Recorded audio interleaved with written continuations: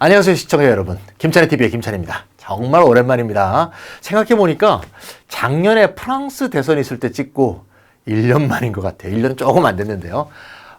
제가 최근 너무 바빠갖고요, 김찬희TV를 못 돌봐서 죄송합니다. 앞으로 시간이 있을 때마다 자주 만나서 여러분들과 함께 대화하도록 하겠습니다. 시급한 문제가 있어서 시급하게 지금 주말에 나와서 이 김찬희TV를 찍게 되었습니다. 여러분 아시다시피 최근에 내년 총선을 앞두고 선거제도 개혁에 대한 얘기가 불붙고 있죠. 국회 정개특위에서 선거제도 개혁에 대한 논의가 있었고요. 안도 막 만들고 그랬죠. 그리고 최근에는 19년 만에 국회 전원위원회가 열려서 100명의 국회의원이 선거제도 개혁에 대한 자신의 의견을 말하는 그런 기회가 있었습니다. 혹시 보신 분들 계세요? 네. 안 보셨죠? 안 보시는 이게 문제가 아니고요. 국민들의 관심이 극히 낮다는 것 자체가 사실 문제라고 볼 수 있겠습니다. 그렇게 사실은 과정이 이루어지고 있죠. 전화 한번 봤는데요. 굉장히 실망스럽고 내가 또 부끄럽기까지 했습니다. 저분들이 국민의 대표 맞나? 뭐 이런 생각도 들었습니다.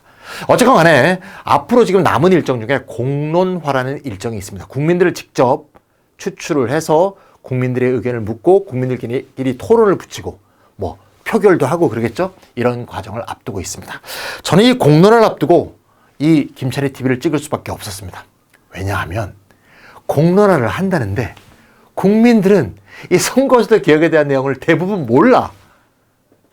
모르면 학교건 직장이건 지역이건 TV건 공중파건 아니면 뭐 케이블 TV건 이걸 논의하는 걸 그냥 계속 해야 될 거 아니겠습니까?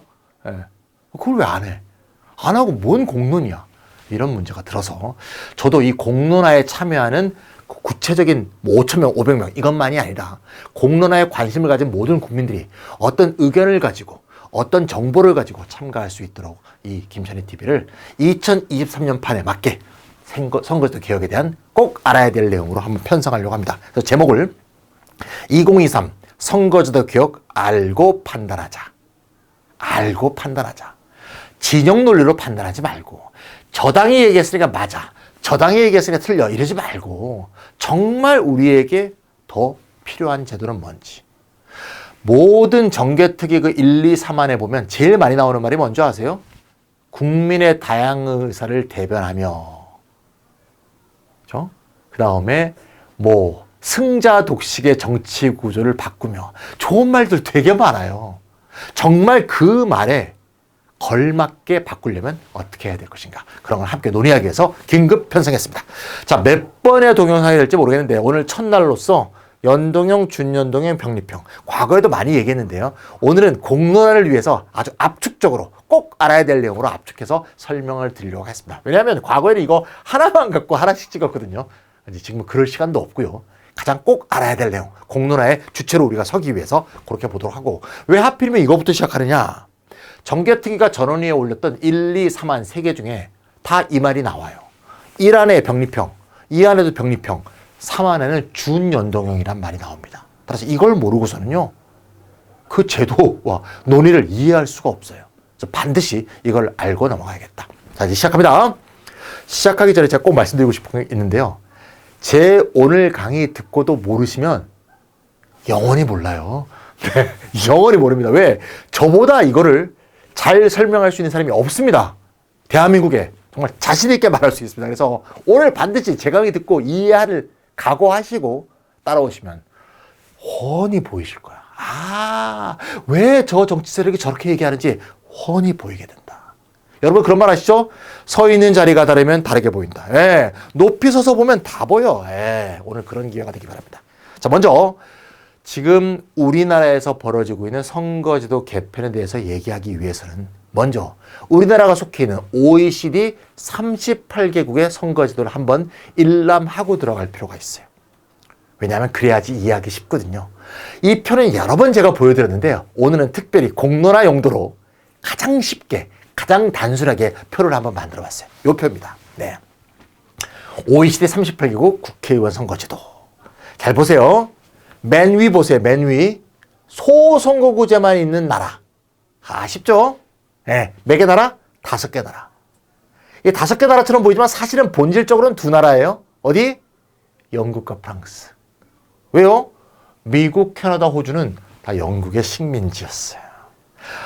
결국 영국과 프랑스가 이 부르주아 민주주의가 처음 생길 때 만든 가장 오래된 제도다. 이렇게 이해하시면 되겠습니다. 그러니까 인류가 선거라는 걸 생각했을 때 가장 직관적으로 처음 떠올리게 된 선거제도. 이게 소선거구 제도다. 뽑아서 가장 표 많이 얻은 네가 해라. 그래서 저는 뭐라 그러냐면 반장선거제도라 그래요. 반장선거제도의 문제점은 잘 아시죠? 반장만 되고 나머지는 전부 반장되지 않은 모든 표가 다 사표죠. 이거 5개고요. 쭉 내려와 보세요. 오직 비례대표제만 있는 나라. 이게 수백 년 된 제도니까 가장 오래된 제도긴 한데요. 유럽에서 민주주의 제도를 하다 보니까 이거의 문제점이 너무 많아. 양당 간의 극한적 대립 문제, 너무 많은 사표가 발생하는 문제, 국민의 의사가 쓰레기통으로 들어가는 문제, 다양한 의사를 반영하지 못하는 문제가 많다 보니 그렇게 할 수 있는 방법이 뭘까 하다 보니 비례대표제가 100여 년 전부터 발전을 해서 여러 가지 형태와 다양한 제도로 발전되어 있는데 그게 OECD 전체의 몇 개국? 25개국. 김천의 TV를 열심히 보신 분들은 이미 알고 있어요. 수치까지 기억을 못할더라도 이거보다 여기가 훨씬 많습니다. 나머지는요. 표가 아주 쉽습니다. 나머지는 요 중간에 있는 것은 요거 일부 요거 일부. 이해가시죠? 요거 일부 요거 일부. 딴. 크게 말하면 요 3가지 제도인 겁니다. 예. 반장제도, 정당의 득표율대로 의석을 나누는 제도, 아니면 2개를 짬뽕하는 제도. 됐죠? 짬뽕한 나라 굉장히 많습니다. 근데 바로 이 짬뽕이 있어. 어떻게 배합하는가에 따라 오늘의 주제인 요 3가지가 있다. 이해하시죠? 이 표를 보면 항상 느끼는데 우리나라 사람들은 정말 독창성을 좋아한다. K-팝, K-컬처, K-일렉션. 네. 대한민국만이 유일하게 갖고 있는 이 전혀 우수하지 않은 이 제도, 준연동형. 이게 뭔지도 한 번은 들어봤는데 누구한테 설명하려고 그러면 잘 안 되죠. 네. 설명하려는데 안 되면요. 제대로 모르는 거예요. 네. 그 위대하신 아인슈타인께서 뭐라고 말했느냐. 쉽게 설명할 수 없다면 너는 제대로 알고 있는 게 아니다. 역시 말씀하시는 게 달라. 네. 그래서 제가 쉽게 말해 볼게요. 여러분도 제 강의 오늘 잘 들으시면 선거제도 2타 되셔갖고 누구한테든지 설명하실 거야. 1타는 당연히 저죠. 예, 갑시다. 예. 자, 먼저 연동형, 준연동형, 병립형은 투표 방법은 동일한데 계산법만 다르다. 일단 이 3개의 공통점은 첫 번째 뭐였죠? 소선거구제 일부, 비례대표제 일부. 이렇게 혼합형이라는 게 공통점이었어요. 또 하나의 공통점은 유권자가 투표할 때 투표하는 방법이 3개가 똑같대. 어떻게 하는 건데? 지금 우리 하는 방식대로. 사람 써 있는 데서 사람 하나 찍고 정당 써 있는 데서 정당 하나 찍고. 이해가죠? 그런데 뭐가 다르다고요? 계산법이 다르대요. 이건 뭔 말이냐? 행위는 같은데 계산법이 다르다는 얘기는 우리가 이걸 모르고 투표 행위에 참여한다면 나는 바보가 된 거다. 내 표가 어떻게 쓰이는지도 모르면서 표를 찍고 있으면 바보지. 예, 그거는 주권 국민이 아니에요. 예, 오늘 우리가 주권을 향해서 일보 전진하는 날이야. 이 강의 들으면서 한번 볼게요. 하나씩 봅시다. 연동형. 연동형을 이해하기 위해서 가상의 국회 하나를 만들어 봤어요. 계산을 쉽게 하고 이해하기 쉽게 하기 위해서 100석으로 되어 있는 의회입니다. 소선거구 50석, 정당 비례 50석으로 50, 1대 1로 되어 있는 어떤 의회예요. 어떤 굉장히 인기 있는 정당입니다. 그래서 50개 선거구에서 30군데를 이겼어요. 와, 그렇죠? 그다음 정당 투표율에서는 40% 얻었어. 요 정당이 연동형에서는 몇 석을 얻고 준연동형은 몇 석을 얻고 병립형에서는 몇 석을 얻는지 하나씩 보시면 이제 다 이해 가셔서 누구한테든지 설명하실 수 있습니다. 제가 이 표를 새로 만들었어요. 아주 짠짠짠짠 열립니다. 짠짠짠 해봅시다. 자, 먼저 연동형. 연동형을 이해하려면 취지를 먼저 이해하셔야 돼요. 연동형이라는 건 왜 생겼나 하면요. 소선거구제는 아까 말씀드렸지 사표가 많이 발생하죠. 왜? 1등이 30%야. 그러면 얘 당선이야. 그럼 나머지는요? 70%는 다 쓰레기통. 사표가 엄청 생긴 말단 말입니다. 그러니까 소선거구제는 원래 자기의 지지율대로 의석을 나누는 게 아니야. 소선거구 자체는 따라서 이걸 어려운 말로 소선거구제는 비례성이 없다고 합니다. 비례성은 정당의 득표율대로 의석을 나누는 것을 비례성이라고 해요. 비율성이라 그래도 돼요. 그게 없는 거죠.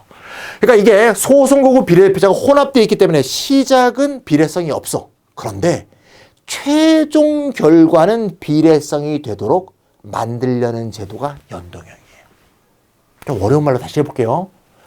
시작은 소선거구제로 비례성이 없는데 최종 결과에서는 비례성이 되도록, 다시 말하자면 정당 득표율대로 의석이 나눠지도록 만든 고안한 제도. 누가? 독일이 고안한 제도. 이게 바로 연동형이에요. 독일, 뉴질랜드. 어떻게 하면 되겠어요? 아주 간단해요. 정당 득표율대로 의석을 나누면 여기 총 의석이 몇 석이에요? 100석이잖아요. 100석을 정당 득표율로 나누면 돼. 정당 득표율이 얼마라고요? 40%. 그럼 이 정당은 몇 석 주면 되겠어요? 그렇지, 40석. 아쉬워? 그럼 이 정당은 비례대표 의석은 몇 석이 되겠어요? 그렇지, 소선거구 30석을 얻었으니까 비례대표 의석은 10석. 어떻게 계산하는 거라고요? 시작은 미약하였으나 끝은 창대하리라. 시작은 사표가 많이 발생하는 소선거구였지만 끝은 비례성을 갖추도록 장당의 지지율대로 의석을 나누게 하리라. 그러면 이미 30석은 당선이 됐으니 40 빼기 30인 10석이 비례의석이 되겠죠. 이해 가십니까? 이게 연동형 비례대표제예요. 전체 의석에 대해서 득표율대로 의석을 정한 다음에 그 의석에서 지역구를 뺀 게 비례의석이구나. 맞죠? 네, 그겁니다. 끝이 먼저 정해지고 나중에 빼는 거예요. 그러면 한번 숫자를 바꿔볼게요. 이 정당이 소선거구에서 더 잘했어. 몇 석? 40석을 얻었어. 와! 그러면 전체 의석은 어떻게 되겠어요? 요건 변함이 없죠. 왜? 정당 득표율은 40%니까. 그럼 비례의석은 몇 석이 되겠어요? 그렇지, 빵석. 이미 40석을 얻었으니 자기 정당 득표율들의 의석을 다 가져갔어. 그럼 비례의석은 배분할 게 없어. 이거 보시니까 이해가세요? 왜? 거대 정당이 위성 정당을 만들었는지 아시겠죠? 거대 정당은 소선거구에서 많이 얻으면 많이 얻을수록 결국 비례의석이 줄어들어. 그러니 거대 정당 입장에서 이것도 먹고, 여기서 못 받으니 아깝네? 요것도 먹자 해서 요것만 먹을 수 있는 정당을 따로 만든 거죠. 그 정당은 여기에 참가하지 않았기 때문에 전혀 손해를 볼 일이 없기 때문에 여기서도 먹고 여기서도 먹으려고 그렇게 한 것이 되겠습니다. 거꾸로 해볼게요. 어떤 제3의 정당, 제4의 정당, 제5의 정당은 소선거구 당선이 굉장히 어렵죠. 왜냐하면 한 명만 뽑으니까. 소선거구 제도는 양당 제도를 정착시킨다. 이건 정치학의 상식이에요, 상식. 예, 양당이 승부를 거르는 거지. 3, 4, 5당. 우리나라 어떻게 돼 있어요? 소선거구제에서 당선된 제3당은 딱 한 명밖에 없어. 예, 심상정 한 명밖에 없어요. 나머지는 전부 양당 아니면 무소속이야. 그래서 더 잘했다고 봅시다. 그래서 3당 이상의 정당이 소선거구에서 한 석도 못 얻었어. 빵석이야. 빵석인데 정당 투표는 40% 얻었다고 한번 해봅시다. 그러면 전체는 몇 석? 전체 40석이니까 비례의석 40석. 이해가십니까? 따라서 제3의 이하 정당들은 연동형을 좋아할 수밖에 없다. 따라서 19년, 20년, 18년, 19년에 바른미래당, 민주평화당, 정의당 등등이 연동형 비례대표제 운동을 했던 이해는 하시겠죠? 하지만 제가 이렇게 얘기했다고 해서 정당의 당리당략적 관점에서 여기는 연동형을 그래서 지지하고 여기는 연동형을 그래서 반대, 이렇게 생각하시면 안 돼. 어떤 바람직한 제도가 어떻게 바람직하냐. 아까 얘기했어요. 정개특위에 올라온, 전원위원회에 올라온 안에 국회의 다양성을 반영하며 다양한 국민의 의사를 반영한다고 했어요. 다양한 국민의 의사를 반영하는 게 뭐야? 5%의 의사는 5% 의석으로 반영하고 10%의 의석은 10%의 의석으로 반영을 해야 될 거 아니야. 그러니까 득표율대로 의석에 반영하는 제도가 그 내용에도 부합되는 것이라고 할 수 있어요. 연동형 이해가셨죠? 준연동형은 굉장히 쉬우니까 훨씬 빨리 할 수 있습니다. 준연동형은요. 자, 준연동형. 우리나라에 있는 제도입니다. 똑같은 겁니다. 이거랑 아까 똑같아요. 준연동 똑같아. 계산법 똑같아. 전체 100석에 대해서 40% 얻었어요? 그럼 몇 석 얻어야 되죠? 40석 얻어야 되죠? 비례 몇 석? 비례 10석. 여기까지가 연동 설명이에요. 여기까지가 연동형이었죠? 그런데 준연동은 이렇게 해서 10석을 주지 않고 여기서 2로 나눠. 2로 나눠. 왜 나눠? 그냥 선거제도가 그렇게 돼 있어. 2로 나눠서 5석만 주는 거야. 그럼 이 정당은 총 몇 석이 될까요? 35석. 아하, 정당 득표율대로 총 의석을 정하는 데까지는 똑같은데 지역구를 뺀 거를 나눠줄 때 나눠줘야 되는 의석을 반띵해서 주는 거구나. 오케이, 그게 준연동형이야. 그럼 누가 물어보겠죠. 선생님, 근데 왜 반띵했어요? 당시엔 뭐라 그랬냐면 47석은 너무 적으니까 그냥 이렇게 나눠주다 보면 나눠줄 의석이 너무 적잖아. 그래서 반띵해서 나눠주자 이런 얘기를 많이 했지만 3년 전에 47석이 적다고 하시는 분들이 그것도 17석을 날려버리고 30석만 이 준연동형을 적용했거든요. 그래서 그냥 하여튼 비례의석을 많이 나눠주기 싫어서 많이 나눠줘야 될 정당들한테 3, 4, 5당이겠죠. 많이 나눠주기 싫어서 이런 준연동형이란 기이한 제도가 생겼다고 봅니다. 이게 지금 전원위에 올려온 3 안에 있는 준연동형의 실체예요. 정당 득표율대로 비례의석을 정한 다음에 그거의 절반을 나눠준다. 준연동형이. 병립형은 완전히 다른 겁니다. 병립형 똑같이 볼게요. 똑같아요. 여기까지 똑같아요. 병립형은 병립형. 이름이 뭔가 영어로 패럴렐이라고 그래. 패럴렐. 따로 서 있다. 옆에 서 있다. 그런 뜻이에요. 병립. 뭐가 따로 서 있다? 얘와 얘가 따로 서 있다. 어떻게 따로 서 있냐? 이게 따로 서 있다고요. 소선거구 50석에서 30석 얻었어? 30석 얻었네. 비례 50석? 40% 얻었네. 그래서 어떻게? 20석. 자, 계산법이 다릅니다. 연동형, 준연동형은 이 40%가 전체 100석에 대해서 곱해. 왜? 전체 의석에 대해서 득표율대로 의석을 나눠야 되니까. 병립형은 따로따로 한다고. 따로따로 곱하. 따로 곱하. 소선거구 당선 따로. 정당 비례는 정당 비례에 할애된 의석에 대해서만 40%, 20석. 그럼 몇 석? 50석. 자, 아까 연동형일 때 이 정당이 몇 석이었죠? 40석. 병립형으로 하니까 똑같은 결과인데 그냥 가만 앉아있는 상태에서 10석이 늘죠.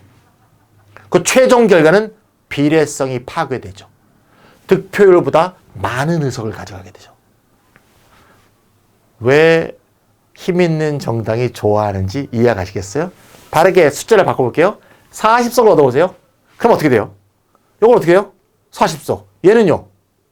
병립이니까 따로따로 존재하니까 아무 상관없죠. 몇 석? 60석. 더 가볼게요. 50석을 다 휩쓸었어. 요거 몇 석? 50석. 얘는 당연히 변화가 없죠. 따로따로 있으니까. 몇 석? 70석. 야 거대 정당은 병립형 너무너무 좋을 것 같죠? 소선거구제 이기면 이기는 대로. 요거는 서로 연동이 안 되니까 아무 상관이 없어. 대박이지. 따라서 원래 정개특위 벌어지기 전에 공직선거법 일부 개정 법률안이 쫙 올라왔어요. 그거 낸 거 중에서 병립형 안은 거의 특정당에서 나온 거였어요. 어디? 국민의힘에서 주로 나왔습니다. 근데 막판에 가니까 민주당에서 김종민 의원안, 서영교 의원안 그러면서 민주당에서도 병립형안들이 막 나오기 시작했어요. 이것은 어떤 시츄에이션인가 매우 우려되지 않을 수 없다.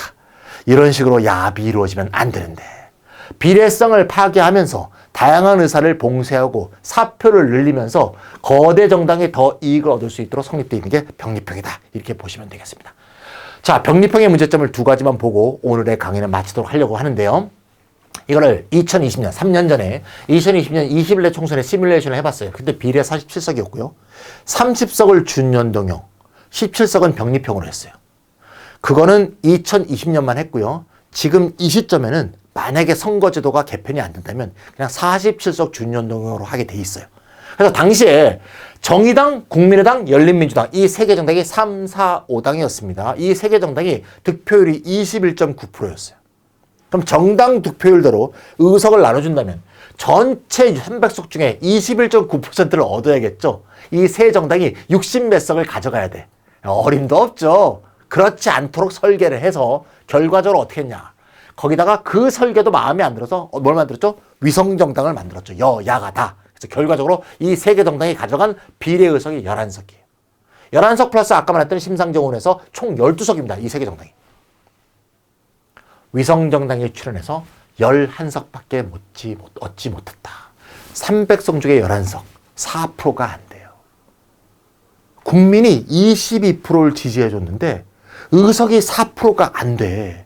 가끔 국민들이 그러잖아. 우리나라 3당들은 너무 힘이 없어. 뭐 실력이 없어. 그게 아니야. 국민들이 지지를 해줬어. 근데 그 지지가 의석에 반영이 안 돼. 의석이 없으니까 힘이 없어. 왜? 우리나라 국회는요. 10명 이상이 해야 국회 발의가 돼. 법이. 10명 이하면 법은 발의가 안 돼. 10명이 안 돼, 셋 다. 각 정당이. 그 다음에 20석이 넘어야 그쵸. 예, 협의할 수 있는 그 기관을 만들 수 있잖아요. 예. 그러니까 제도 자체가 그렇게 돼 있어요. 그래서 어떻게 됐죠? 이 정당 흡수됐죠? 이 정당 흡수됐죠? 사라집니다. 그러니까 국민이 기껏해서 제3당 힘 몰아주면 버티지 못하고 쓰러지게 돼 있어. 왜? 당연히 쓰러지게 돼 있어. 왜? 표가 너무 의석이 적어. 못 버텨. 근데 만약에 위성정당이 안 생겼다면 30석까지만 준연동형을 했을 시점에서도 26석을 가져갔을 것이고요.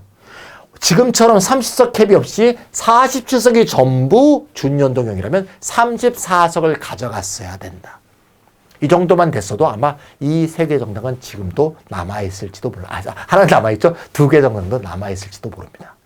그래서 제가 한번 계산해 봤어요. 지금은 준연동형이고 위성정당이 없는 상태고 47석 전부 배정하게 되는 상태에서 34석인데 만약에 이거를 일부 국회의원이 주장하는 것처럼 병립형으로 바뀌면 21.9% 얻던 이 표는 몇 석이 될까 계산했더니 10석이.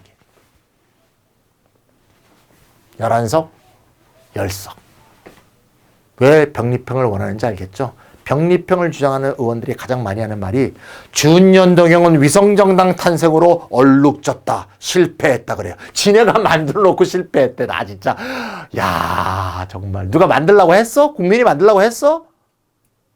그래서 병립형은 위성정당 방지책이라고 그들이 말하지만 위성정당 방지책이 아니라 위성정당을 만들지 않고도 위성정당보다 효과가 더 좋은 방법이다. 좋은 짓 하면서도 위성정당 안 만들면서도 위성정당 안 만들었을 때보다 효과가 더 좋다. 근데 그것이 최근에 또 권역별로 얘기되기 때문에 권역별로 되면 더 권역별로 쪼개지다 보면 의석이 더 적게 가질 수도 있어요. 심각한 상황이다. 그래서 저는 국민들이 이 병립형은 꼭 막아줘야 된다. 이런 말씀을 드리고 싶고요. 병립형에 대해서 또 얘기하다 한 가지가 더 있는 건 요겁니다. 병립형의 글로벌 스탠더드. 병립형을 뭐 주장할 수도 있죠. 주장할 때는 최소한의 염치가 있다면 글로벌 스탠더드하게는 주장해야 된다. 병립형은 뭐예요? 소선거구 일부, 비례대표제 일부, 그리고 따로 놀아 이거잖아요. 따로 놀더라도 최소한 비례대표 의석은 보장을 해줘요. 이게 따로 노는 나라 5개 나라예요. 한국은 준연동형이고 이탈리아는 비례 비율이 전체 의석 중에 61%, 49%, 46%. 제일 적은 일본도 전체 의석의 37.8%가 비례대표예요. 그러니까 우리나라는 뭐 K-팝, K-컬처 하지만 글로벌 스탠더드하고 완전히 동떨어져 있다. 그러니까 병립형을 주장하는 사람이 최소한 비례대표 비율이라도 글로벌 수를 높여자는 말을 꼭 해야 될 것이다. 이렇게 얘기하면 이렇게 댓글이 붙을 것 같아. 제 유튜브에. 비례대표 의원들 하는 게 뭐 있냐. 제가 최근에 작은 스몰 공론화 그런 모임이 있었어요. 그래서 제가 어떤 의견이 있고 저 반대편 의견인데 반대편 의견인 사람이 비례대표 의원이 불필요하다는 거, 무의미하다는 걸 얘기하고 싶어서 비례대표 의원들 이름을 쫙 써놨어 여기. 쫙 써놓고 뭐라 그런지 알아요? 자, 이 비례대표 의원들 명단 한번 보십시오. 이 사람들 일 잘했습니까? 그러니까 어들이 안 쓰면 다 질 사람이 제가 질 사람이 아니죠. 그래서 제가 딱 올라갔죠. 여러분들 여기 있는 국회의원들 이름 보면서 아까 막 잘했습니까? 그러니까 아니다고 했죠. 호불호가 있으시네. 호불호가 있다는 것 자체가 이분들이 뭔가 했다는 거다. 뭔가 했으니까 여러분들이 싫어하기도 하고 좋아하기도 하지. 싫어하고 좋아하는 건 자신의 의견이니까 존중받아야 되지만 이분들은 뭐라도 한 거다. 제가 이분들 이름을 다 지우고요. 지역구 253명 이름 한번 써볼까요? 저 사람이 국회의원이요? 이름도 모르는 사람이 태반일걸요? 왜? 그 사람들은 자기 동네에서 표 지금도 얻으려고 양로원 가고 고아원 가고 지역 축제, 리 축제, 동네 축제, 운동회, 조기 축구회 이런 거 하고 있는데 전국에 예산 따갖고 다리 하나 놓으면 어이구 훌륭한 국회의원이야. 그게 지방의원이지 국회의원이냐? 국회의원 아니에요. 국가 일은 하나도 안 하면서 국가 일 하면 안에서 졸고 있으면서 지역 가서 표 따지고 있고 술 먹고 있으면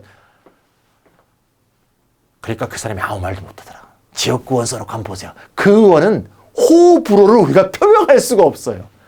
우리가 속는 거예요. 비례대표 의원들은 문제가 많아.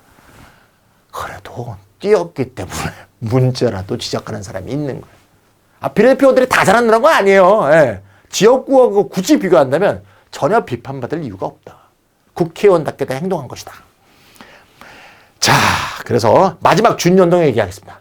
준연동형, 연동형을 주장하려면 이게 왜인가 하면 이게 산만이 준연동하니까 준연동형, 연동형 어떤 문제가 있었죠? 위성정당이 생겼었죠. 연동하기 때문에 위성정당을 만들고 싶은 그런 욕구가 거대 정당들이 생겨. 그러면 지금 준연동형, 연동형 논쟁을 하기 전에 제일 먼저 해야 될 게 뭔가 하면 그 만들었던 두 정당이 있죠. 두 정당이 우리는 국민 앞에 서약합니다. 위성정당을 만들지 않겠습니다. 이 서약부터 해야지. 무슨 공론화야. 그걸 안 하면서 무슨 논쟁을 해.